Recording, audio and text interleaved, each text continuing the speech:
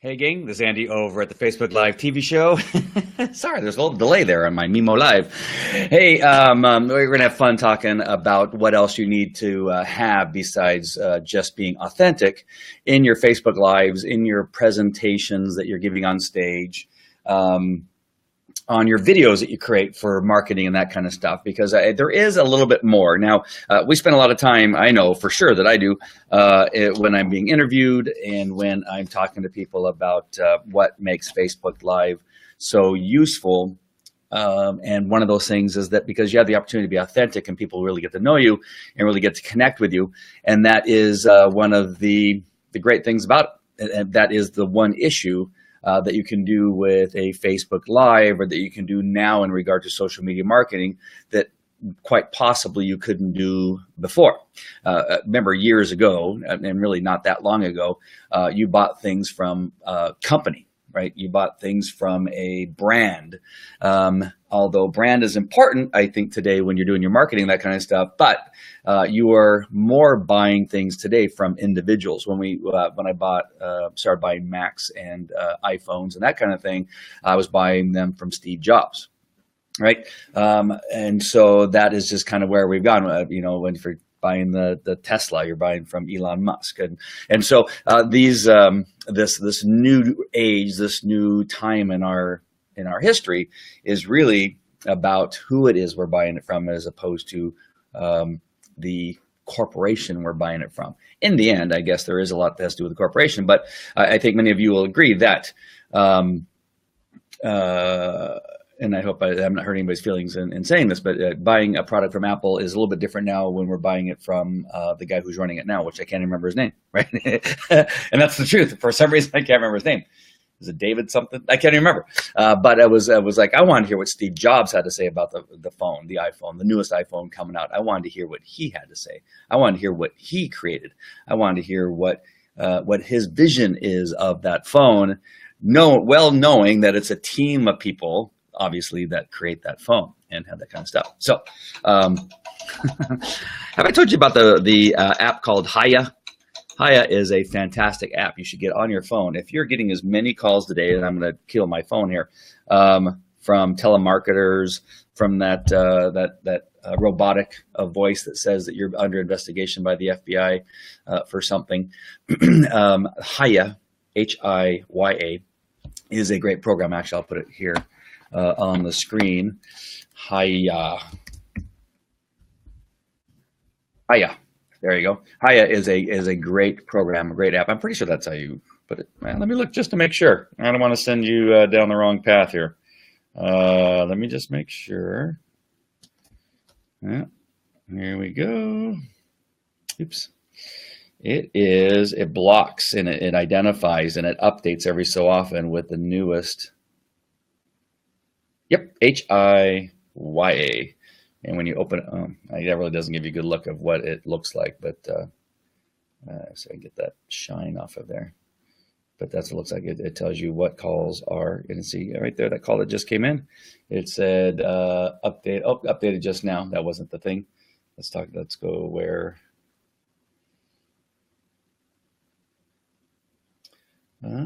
It says on your block list. So it just says that the one that just came in is on my block list, and it'll send it to voicemail. This is a brand new iPhone 7 Plus, and so I have not gone into the settings and make sure Hiya sends everything to voicemail as it suggests that you do. But Hiya is a great program, so make sure and get that on your phone. All right. The other thing I want to tell you before we go on is that, there was some months ago, I did a Facebook Live on connectivity and how to make your Facebook Lives even better, more crisp, not as much static. I'm not sure how mine looks this moment, because the only thing I didn't do, which is on my list, is just reboot my entire computer and shut everything down. That's the only thing I didn't do. So there still could be some I don't know, some pixelation. Maybe the sound isn't matching the voice isn't matching my lips on the video.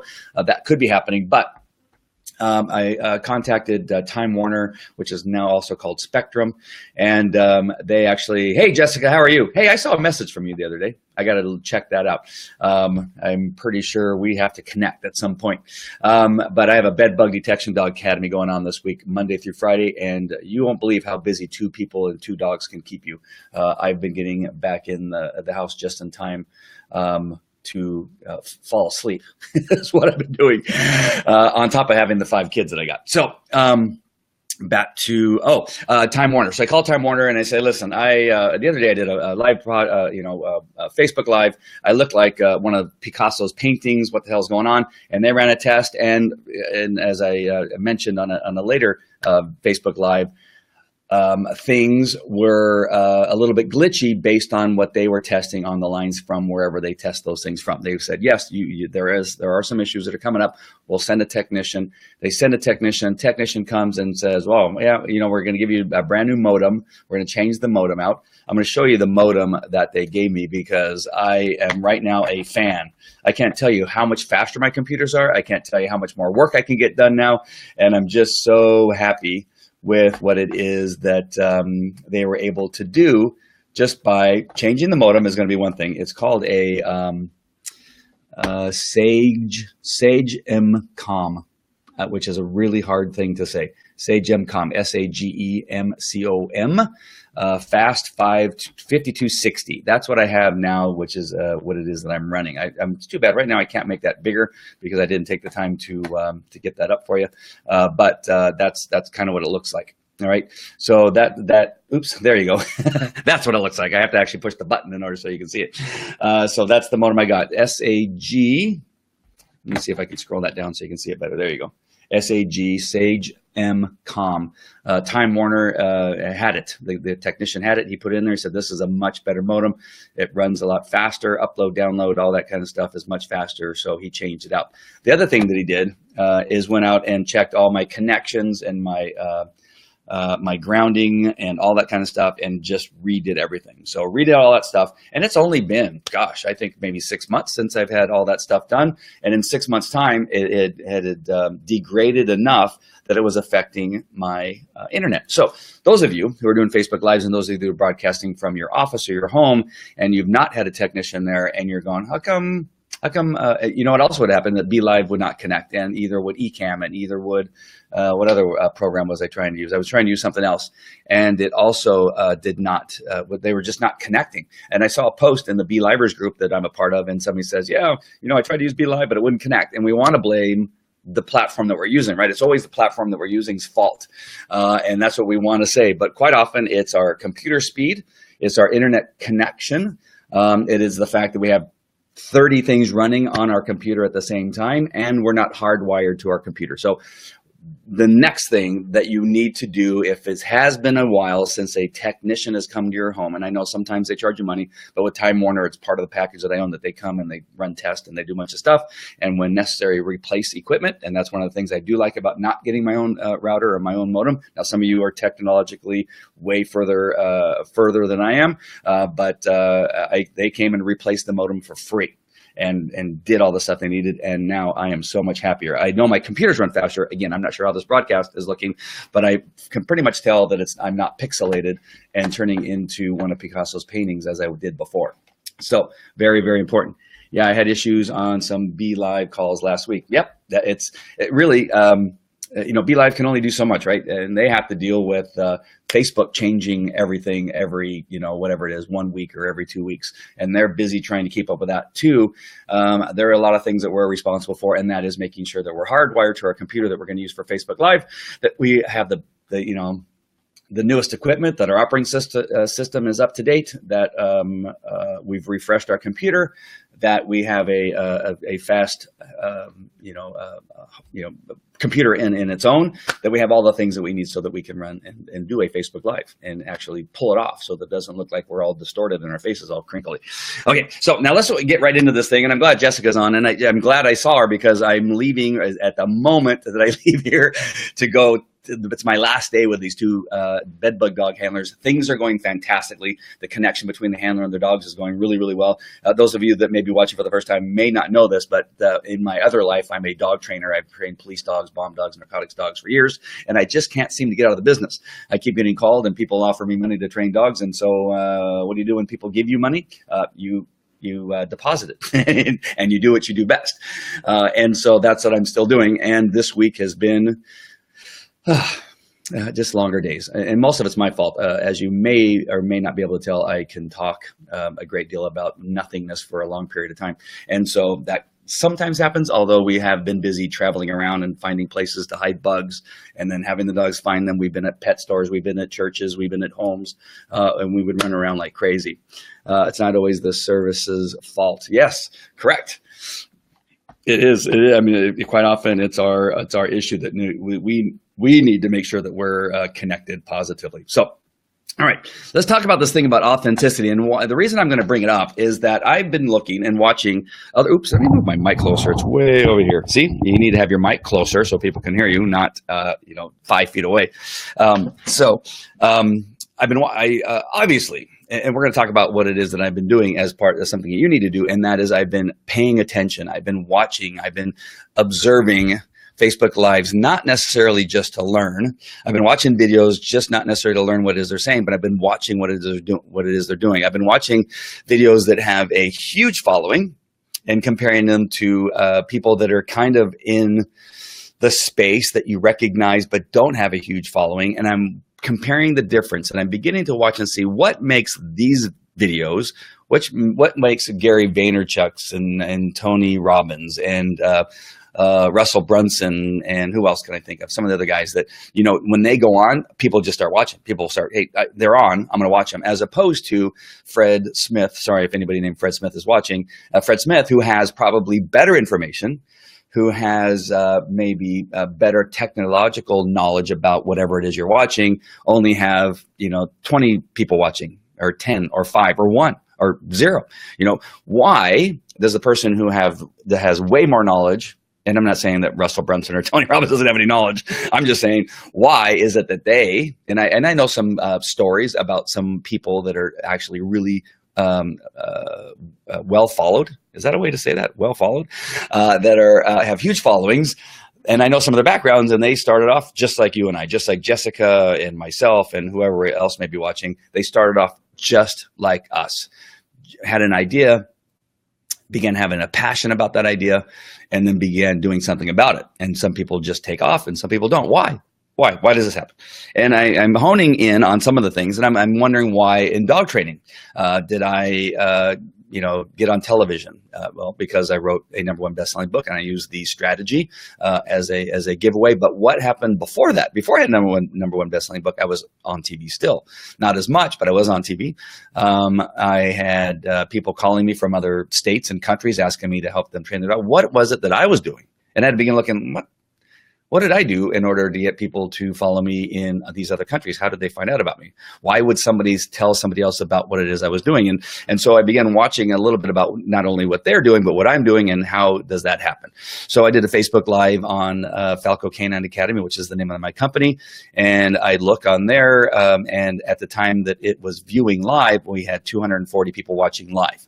And then after it was over, I checked it maybe, I don't know, about 6 hours later, and almost 400 people had watched the video. So again, same thing. Why? Why does that happen? Why do people follow? And I'm going to tackle some of the things that I've kind of narrowed in on. I've also began taking a course with Steve Martin.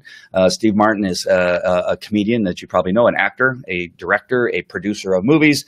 And he talks about some of this stuff, what makes one person better at comedy than another. And it all is beginning to come together. And I'm going to begin to introduce some of those things here. And then we're going to go deeper in my groups, the Facebook Live Elite program, which is and the producers group, which is a private group, which I'll put the link in now before I forget. This is the gate to get into that private group. It's only $9.99. If you want to get in there, fine, click on it, accept the terms and pay the $9.99, and then you'll be in the private group. But I'm going to go deeper in a lot of these subjects, excuse me, individually.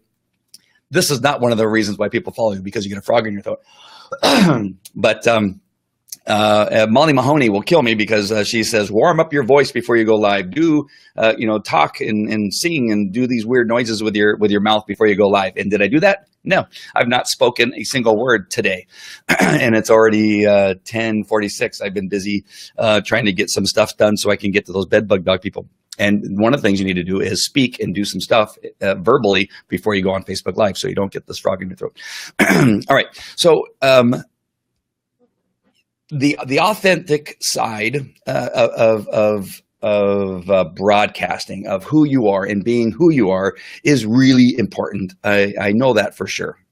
I let people know all the time that and Jessica and I had this conversation not too long ago, that I'm horrible at accounting. I'm horrible at keeping my calendar. I'm horrible at a bunch of that stuff, but I seem to be fairly good at creativity, creating stuff and having new ideas and putting them into place. And actually some succeed and some fail miserably, and that kind of stuff. But that's the thing that actually fuels me and gets me going, the connection and teaching in front of people and seeing the improvement between people when it's happening is one of those things that fuels me. And so that's who I am. But I'm very truthful in saying, hey, when I do these Facebook Lives, things happen. I almost said another word. Things happen, and I don't hide it. And I say, shoot. And I just kind of continue on, where other people, that would happen to them and they would fall apart and stop and stutter, or they would just say, forget this. I'm never doing it again. It was too embarrassing, right? I actually get fueled from things like that. So the aspect of authenticity, I think, really is important. But one thing that you want to make sure and understand is who you are. Who are you, right? And really have that firm in your head. Just don't begin going live and say, I'm just going to be who I am. Well, there's a little bit of it that you need to know who you are, because you want to sometimes enhance that thing, that thing that maybe attracted your girlfriend or your spouse to you, or your boyfriend or your husband, or the friends that you have. Maybe ask them, what is it about me that you like? Don't worry, they're going to tell you what they don't like, but ask them what are the things that they do like, because they may be different from what it is that you think, right? I know when I began first videotaping myself, and back in the day, and that and listening to myself on the police radio, because we'd have to get recordings of sometimes police broadcasts so that we could give them to the detectives or give them to the prosecutors, and I'd hear myself on the recording as I sound over the police radio, and I almost didn't recognize myself, like, that's me. And so there's some things that you need to experience to know who it is you are truly. You in your head hear this one thing, or think about this one thing, or see this one thing in the mirror, when in fact some people see something completely different. All right. What's that movie where the lady was really heavy, but then she saw herself as thin? Or I don't even remember seeing the movie, but I think that actually can be true, where you can see yourself as something completely different, but in fact people are seeing something else and somebody else. So first, identify who you are, and really just feel comfortable with that. Some people say, I'm not going to get on camera because I just don't like the way I look. I'm not going to get on camera because I just don't like the way I sound. Well, knowing who you are is definitely, oh, look at that. Jessica was repeating what I was going to say, exactly what I was saying. Knowing who you are is definitely comes across on live video. Yes, people will pick up who you are right away and can tell if you're not consistent with what you're sharing, etc. That is so true, because this is my point. My point is that you may be trying to be somebody else, and you don't want to do that, number one. And number two, you want to learn to be true to yourself. So figure out who it is you are. Figure out if when Steve Martin talks about comedians, if you look like a bookworm, the funny thing may be that you try to be a Arnold Schwarzenegger in your act, right? That'll be the funny thing, right? But that's the funny thing, is that you're trying to be somebody that you're not, right? But that's because you've identified who you are. If you really think that you are an Arnold Schwarzenegger and you're trying to pull that off, that's going to be not authentic, right? It's going to be off. Something's going to be wrong, because wait a minute, I think he really thinks he's Arnold Schwarzenegger. Wait a minute. And the funny goes away because now it's irritating, All right. I talk about this all the time. That the story is that the very thing that you married your spouse for or began dating somebody for later on becomes very irritating, and that's kind of this thing. If somebody in the beginning is trying to pull off something, and at first you think, oh, they're being funny, and they go, oh wait, no, they're not being funny. That becomes very, very irritating. So if you know who you are, you know whether you can use that to your advantage by trying to do something else and actually trying to be funny with it, or being true who you are is just feel comfortable that that's who I am, right? I have a bald spot in the back of my head, and every so often I'll mention that, oh, that's, I definitely don't want that shot from behind, right? And you just kind of make it, you talk about the obvious. You feel comfortable with what it is you have and what you don't have. One of the things is I've been working on a comedy act since I was, 13. I remember writing a bunch of stuff down and all that kind of stuff. And I was a magician for a while. I did comedy magic, and I worked in places like Bobby McGee's restaurants. I worked at Knott's Berry Farm and that kind of stuff. I was a juggler. And so I don't think that I've ever stopped. I just began thinking, out of the moths, I might create a comedy act or do something. And I will talk about myself being the new young comedian and just kind of go off on that, because I know I'm not the new young comedian. I'm an older guy now who still thinks that he's young. And so I thought that might kind of be funny, but it's because I know who I am. I feel comfortable with who I am. All right, next thing. Free your individuality. And that's kind of where the next step is. Once you realize who you are, is just be free with your individuality. If you have a funny voice, or you have a funny voice, people said, hey, your voice is really high pitched, or your voice is really deep, or whatever that is, be free with it and feel comfortable with it, and maybe use it every so often to enhance maybe a point, or to create a little bit of a character behind your voice, and use that every so often. I think it's powerful to now be free with your individuality. And one thing I love about Molly Mahoney, those of you that have been on these Facebook Lives know that Molly used to be one of my students, but now I'm one of her students, because now I'm following what it is that she's doing. But she'll put on makeup in her closet. Well, I don't know if it's a closet or it's some square thing that she gets in her home, and she has no makeup on, and she's free with her individuality. She's fine being on camera without makeup and then putting makeup on. She's free in the jacuzzi. She'll do Facebook Lives in her jacuzzi. She's free her individuality, and she sings through stuff, and that's who she is. And I think that's what makes her so powerful and makes her audience so broad, is because she knows who she is, and she's free with her individuality. And be free with that, and understand that that's just who you are. And now you're either going to use that to your advantage, or you're not, or you're going to wilt and you're die, and you're never going to get an audience. Indicator. Oh, that's a good point too. Jessica's on fire today. Hey, Jessica, your picture changed. Were you in your individual, your personal one, and then you moved into your business one? Yeah, oh, I see what you did there. That's good. All right. So, sometimes that it's a really good feedback indicator of discovering what you are actually are, and making those adjustments with your brand business. Yes. Your individuality will come across in your branding, right? You're going to begin using that moment, that freeze frame of you being who you are as an individual, as your branded picture. You're going to use the fact that I like blue, and there's blue on a lot of stuff I'm doing, except for on this broadcast. I think I'm using red. I can't. Oh no, it's blue. And that's who I am. I got a blue shirt on. Right behind me, I got the American flag with the blue obviously being shown in the triangle there. And just be who you are, and then using that in your individuality, in your branding, and becoming, which is the next thing, is characterize yourself. Become a little bit, okay, I don't want you to take this too far, because you can become a character of yourself. You don't want to be that, but you want to characterize yourself. Just find out what your character is. What is my character?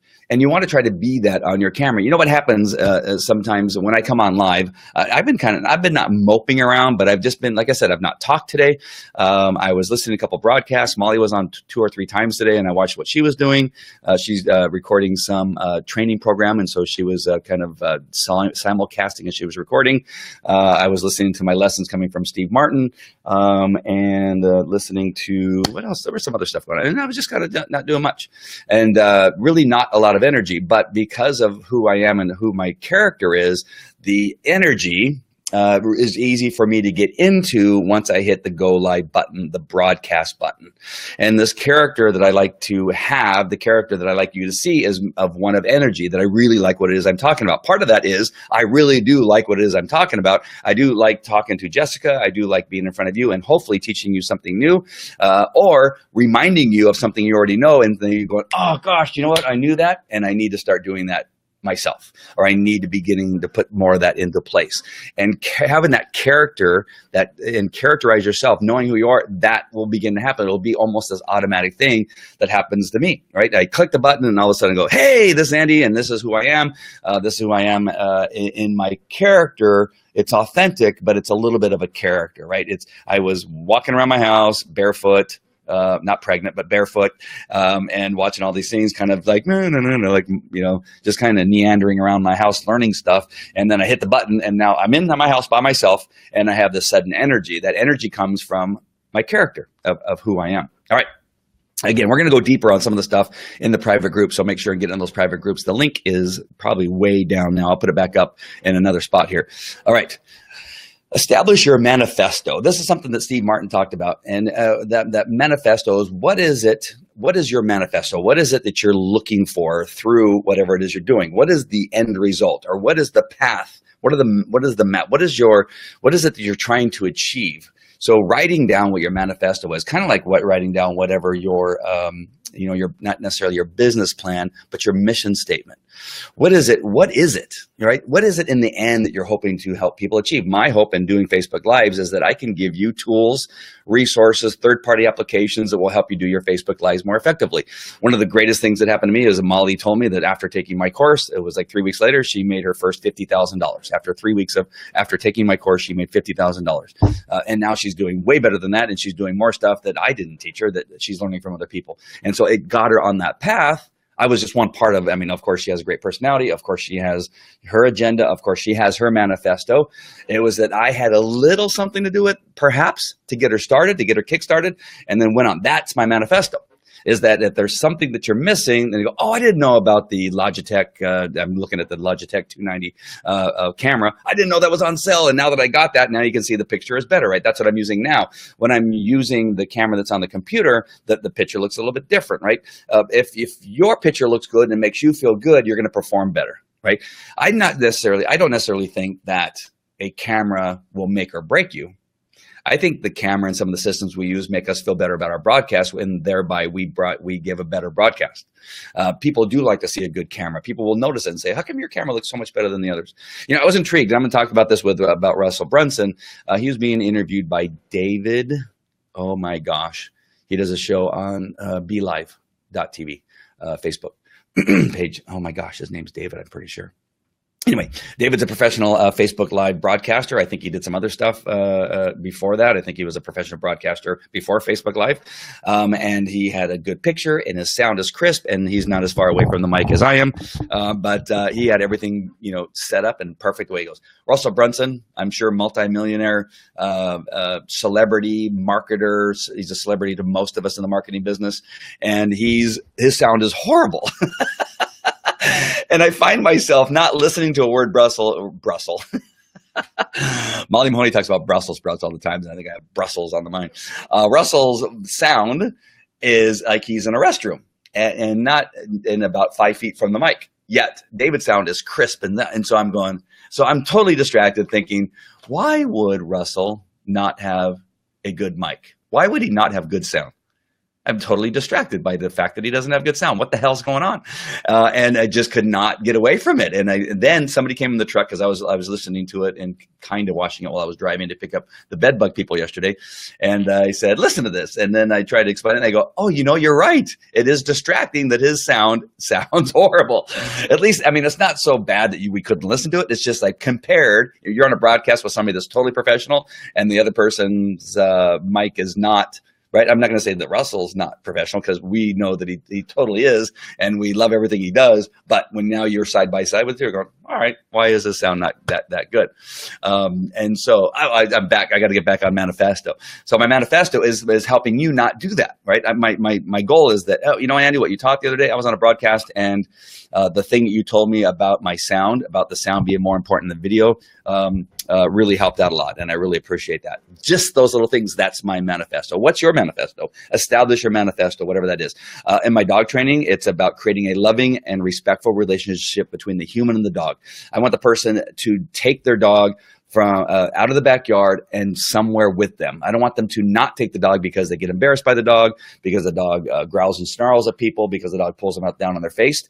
And so now what they choose to do is leave the dog at home, and then they go for the walk. They leave the dog at home and they go to Starbucks or go to the park. My manifesto in dog training is that they build a loving and respectful relationship with their dog. You see what I mean? So establish your manifesto. What is it about you? What is it about your niche? What is it about chiropractic that you just love? What is it about that niche that speaks to you and why you decided to do it? Remind yourself why you went to college to learn how to be an accountant, and now why you're teaching other people to do it effectively. Or you went to some seminar and learned about whatever it is that you are doing now or what you want to teach others. What is it that spoke to you? What is that thing that caught your attention? Remember what that is and write it down. These are the things that caught my attention. These are the things that I like about what it is I do, and these are the things that I want to speak about, because it makes me feel great to talk about those things because I know how it spoke to me.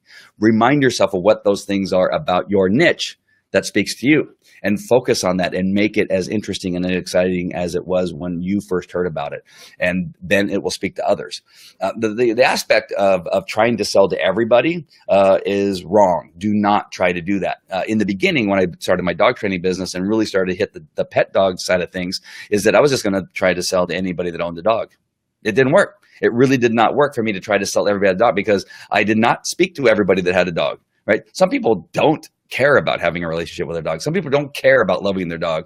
Some people don't know why they even have a dog, right? And so why do I want to develop a relationship other than to save the dog? And there's nothing I can do to save the dog in those situations, because those people are never going to follow me as it is, right? So I'm going to narrow down to the people that I want to work with, number one, but I want to also narrow down to the people that are actually going to hear my message, right? And that speaks to everything, right? If you own a Japanese restaurant, you're never gonna sell to somebody that doesn't like fish. It's not gonna happen. Even if you have chicken on your menu, even if you have steak on your menu, those people that don't like fish, that like steak and chicken that you have on your menu, is for the people that love sushi, who they bring to the restaurant and drag to the restaurant and say, you know what, I'm craving sushi, you're coming with me. That's why you have chicken and hamburgers and chicken strips on your menu. You don't have those on your menu to attract people to your sushi restaurant, right? It's for the people that get drugged there by somebody else.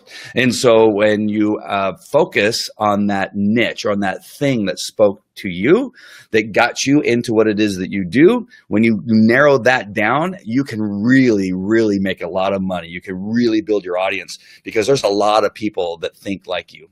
There are a lot of people that think like you. And if there's not, then get out of that business and choose something else, right? If you're trying to sell something about artwork with the little tips of your shoelace, artwork with, this is a great program. I'm going to teach you how to do 3,000 art pieces of artwork with the little tip of the end of a shoelace. I'm guessing that there's probably not a huge audience for that, but it may speak to you. It may be something you're very interested in, but I'm guessing that you're probably not going to make a lot of money at it. So you better do it for the love. And you better have another job that pays you well enough that you could live and survive and do all the things you need to do, right? And so there are those things that you are passionate about that speak to you that you may not be able to make a lot of money with. There's some of that out there, but right, there are a lot of people that like fish. And there's a ton of, my girlfriend hates fish. If I even bring up the word fish, she makes a face. She makes a face about that. And so you better find something that there at least is a call for, but speak to those people and do it in a way that really gets their attention. I hope that all made sense. Let's see what Jessica has. Jessica has some good stuff here. I might as well have her. I should have had her come on. Melody Tao, you'll appreciate this program and potential opportunities with Facebook Live. Oh, thank you. Oh, gosh, Jessica is fantastic. All right, so next. Manifesto speaks. The next thing you want to make sure is do you go where the action is? Do you go? And so when I was coming up as a dog trainer, I went to canine competitions. I signed up for courses that are being taught by dog trainers. I Oh, what else I do? I read books because there wasn't a lot of internet out there. The internet just started, so once the internet started, I got on those. What they used to call them? Not boards. Were they web boards or something like that? Where you went in, and it was horrible because people were arguing most of the time. In dog training, everybody hates everybody else. Two dog trainers agree on anything, and they hate each other, and they end up having wars. And back then, was it called web boards or something like that? I can't remember. Jessica, do you know what those things used to be called? You're not that old, but I can't remember what they used to be called, but they used to be things. That's where you would have these interactions. They were kind of the first Facebook pages, I guess, where you would be in this group, and then you would have discussions about these things. And of course, it would always end in an argument, and then some people would be kicked out of the group. And so do you go where the action is and really dig deep into what it is that you're wanting to speak on, because you can learn even new languages. You can learn how the language is changing. In Facebook Live, things are changing constantly. And so I often pay attention. That's why I listen to Molly Mahoney, because she's really into the bots. That's why I pay attention to Russell Brunson. That's why I pay attention to Gary V and these other people that are using live streaming. Frank Kearns, blah, blah, blah. I can go on, and I pay attention to what they're doing. I see what their emails say. I sometimes will get into their funnels a little bit and see how far they're going just before I purchase. Sometimes I purchase. How I found about Steve Martin doing a masterclass on teaching and training comedy is because I began following a stream of a funnel into that particular program, and then just like, I got to get this. This is fantastic. And so it's going there and paying attention and taking notes. I have notes about, after they did this, they did this. After they did that, they did that. And I kind of follow that kind of stuff. So go where the action is. That way you are speaking the same language, because undoubtedly they're going to be people that are just slightly ahead of you. If you get on live and they're going to ask you a question, and you're going to have to try to either say, that's a really good question. I'm not sure what the answer is, but I know where to find it, or I know where to go, and that kind of stuff. So go where the action is. That way you can be a part of the process of that particular industry growth and knowing where it's going and what's happening. All right. Talk about your niche. That's one of the things that I do a lot, is I talk about Facebook Live all the time.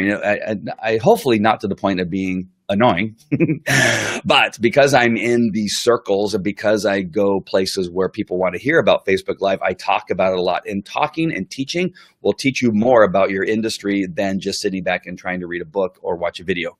Talking about it and teaching people about it, because they'll ask you the questions that maybe you haven't asked yourself. They'll ask you a question and you'll sometimes have the answer. You go, you know what? Nobody's ever asked that question, but you know what? The answer is this. And that's teaching you about your own industry, because people and then you begin to problem solve. You begin to learn about it. I did not become a good dog trainer until I became a dog trainer. Then a year later, I became a good dog trainer. Why? Because people began to ask me questions, and I used to go, I have to think through this. I used to have to figure it out, and I used to have to problem solve. And that action of problem solving in an area where you're just beginning to learn about really is powerful for teaching you your industry, about teaching you your niche, about teaching those things that interest you. Going back to freeing your individuality, characterizing yourself. And what about it that speaks to you is that you're going to have this question that, you know what? I know the answer to this question, and it's speaking to me. Yes, the aspect of the dog training that speaks to creating a loving and respectful relationship is not something I started as a police dog handler and trainer. I was a police dog handler, then I became a police dog trainer. Having a relationship of love and respect didn't come until 15 years, 20 years later, after I started the dog training business, right? So all of that I had prior, the experience, the teaching, the mistakes, the successes, later then became training your dog with love and respect, because then I learned how to do that. I did not have training your dog with love and respect back here. I was taught some horrible methods of dog training that had nothing to do with love and had nothing to do with respect.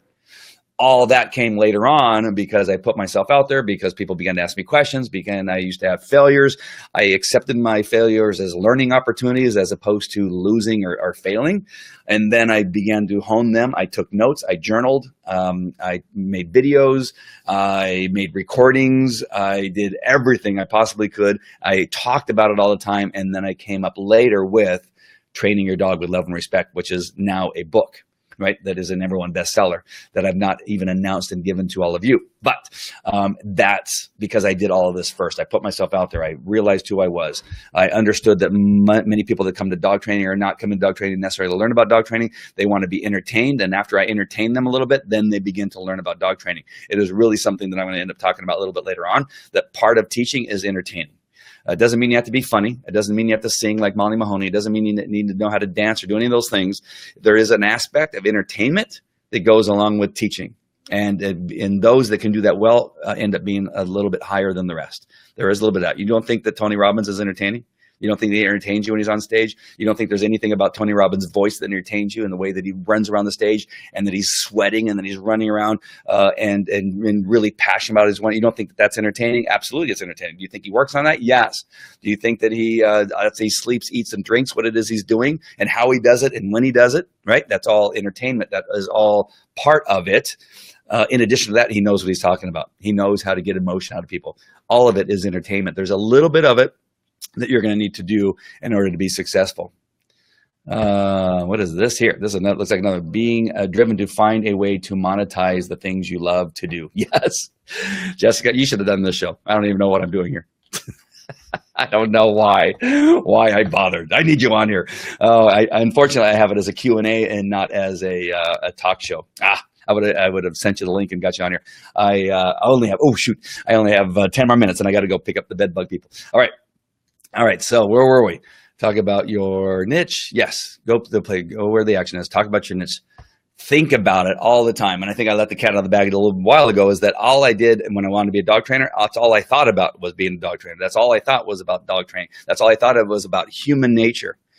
I can tell you, as a dog trainer, I thought more about human training than I thought about dog training. Dog training came pretty easy to me, and I knew the basics about how to do that. I knew how to, what collars to use and leashes to use and that kind of stuff. I had the basics, but I found myself, I became more passionate about learning about human behavior. I read about psychology. I had psychology magazines. I had sociology magazines. I had Tony Robbins books, because he talks about NLP and how to speak to people to get them to do stuff. When they don't necessarily want to do it. I got them to talk about things that they needed to talk about, but didn't want to talk about. I got to understand about when people lie to you, and people lie to you. As a police officer, everybody lies to you. Witnesses, victims, and suspects, they all lie. All of them lie. And understanding about that lie and why they're lying, and how to read between the lines and understand the truth and what they're saying is huge. And it sure does come in handy in marketing and speaking to people about what it is that they need to know, as opposed to what they want to know. There's things that people want to know, but there's things that they need to know that they're not willing to accept, or they don't even know well enough to know that they need to know those things, right? And so you have to figure that out, right? You figure out, how do I speak to somebody that wants to know this, but they really need to know this? On the dog training side, again, the comparison is that, sometimes they have the wrong dog, right? Sometimes I look at a situation like I had a 60, 70-year-old couple who had a Belgian Malinois. If you know what a Belgian Malinois is, they are more commonly used as police dogs, and they can be out of control. It takes a very special person to handle a Belgian Malinois. And here's the 70-year-old couple has a puppy Malinois, and I'm looking, what the heck is going on? They needed somebody to tell them that was the wrong dog for them. They needed somebody to tell them that. They didn't want that. They came to me because they wanted dog training. They came there because they wanted to know how to make the dog heel. They came there because they needed to know how to make the dog sit at the door, because when the UPS guy knocked on the door, the dog tried to eat through the door to get to the UPS guy. They wanted to know how to stop that. They needed to know that was the wrong dog for them. And that's what I had to do. I had to figure out, how do I do that? How do I do that with these people? Same thing with you. No matter what it is you're doing, right? They come to you thinking they want to know this, but in fact, they need to know something else. So thinking about it all the time, doing what needs to be done to learn about your niche is extremely important, because you're going to learn about these little nuances that are super important, that are very important. You're going to know so many things if you do this, that you're going to know what people need to know. And that is power. That is power. If we only respond to what people want, they're never going to have success. Because quite often when they're starting from ground zero, they think they want to know this, when in fact they need to know this. So many people get into the marketing business and they think they need to know the technology behind the marketing business, or the social media, the technology between how to do social media. No, That's the last thing they need to know. They don't need to know how to do a funnel. They don't need to know how to do Infusionsoft. They don't need to know all the nuances behind some of the third-party applications that run on their computer. They don't need to know all that. They simply need to know that they need to plug into their modem directly into the computer. And they simply need to know they need to push the broadcast button and get on and begin talking. They need to know what it is, who they are. They need to know who their character is going to be. They need to know the knowledge behind what it is they're going to teach. They can learn the technology later or have somebody do it for them. One of the reasons I'm connected with Jessica is because at some point I'm going to be able to talk to her, and we're going to talk about how she's going to help me do the things that I don't like to do, right? So I don't need to know. There's a lot of things I don't need to know about running a business, because I'm going to hire other people that know how to do those parts of my business. All right. Whew. All right. I got 5 more minutes. So that this goes without saying, you need to educate yourself. It is your job to educate yourself, even if you're going to school. It's still your job to educate yourself. One of the things that just irritates my crack, but I'm not going to say that because that sounds bad. One of the things that irritates me more than anything else is the employees that come to work for me, or the people that come, or the people that, or even my kids, when I'm talking to them about they're going to go do this thing, whatever that is, I said, you know what, you need to start studying now. You need to look on the internet about things. Well, isn't the company going to pay me to do that? They might, but don't you want to know? Don't you want to know about the industry that you're going in? Don't you want to know everything there is about it? When I became a police officer, leading up to being a police officer, I read everything there was about being a cop, right? I learned how to, I went to shoot. I ran, I did push-ups, I did everything I possibly, and this was before they started paying me to do it, right? And even after I got the job, I continued on my days off. I subscribed to Police Magazine.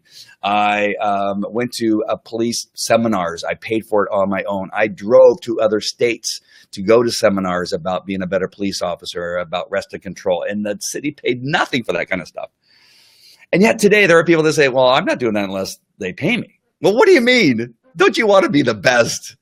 Educate yourself. It's up to you, right? Don't look to somebody else to do it for you. Don't look to somebody else to set up the schooling schedule for you, or the education process for you. They may do it, right? They may do it, but educate yourself. Take action. Do what you need to do to be the best. Don't you just want to be the best at what you're doing? Don't you want to just have the knowledge? Doesn't it feel good just to know what it is you're talking about? It irritates me to no end that so many people will not do anything unless they're getting paid for it, or unless somebody else tells them to do it, or how to do it, or holds their hand. No. I have stories. I'm going to tell you some stories in the private group that will just blow your socks off. Oh, that's a good one. Education is never out of the pro, or out for the pro. Education is never out for the pro. I may have to write that down somewhere. Discerning the difference with communicating with what your clients and partnerships need to know versus what they initially think they want to know. That's the real power line for success and building trust. I'm sorry I missed that earlier. That was fantastic, Jessica. Just keep it up, and you're going to earn yourself a position in this huge corporation that you're looking at right now.